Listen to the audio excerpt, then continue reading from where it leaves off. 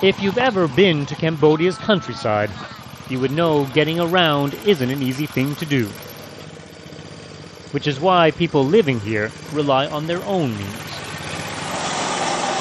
This is what's known as a bamboo train, or locally a lorry. Riding one gives a true, and some would say in-your-face experience of the Cambodian outdoors. Oi Chao sees it as a rather ordinary way to commute. He's used them all his life, and is today a driver of one. This is a daily way of life for us. The passenger, the villager, relies on it to go to work, to go to the market, and then to go back home. Villagers used to depend on standard passenger trains rather than the bamboo service, but civil war in the 70s and 80s ruined most of the country's tracks. The train now only comes once a week. It was in the 70s that people first came up with the lorry design. The wheels and axles are taken off such things as old military tanks. The platform made out of bamboo strip. And the engine used to power water pumps.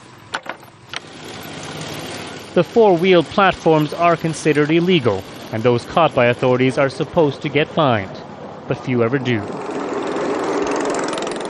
Hundreds of them now travel the rails. The sound of their coming and going have become commonplace to villagers.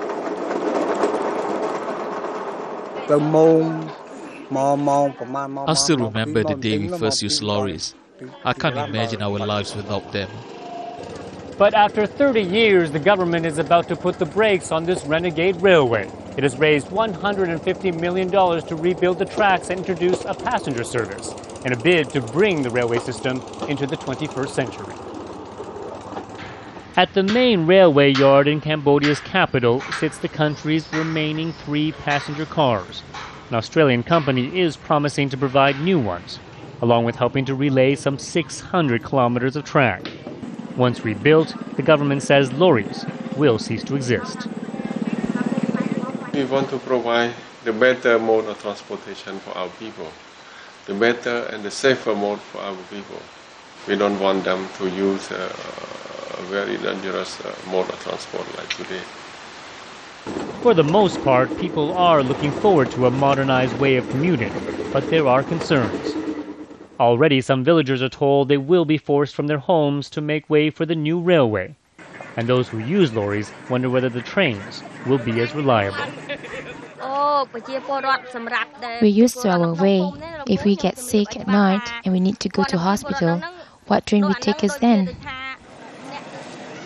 Secretly, villagers say they will continue to use the bamboo service, although maybe a little less often.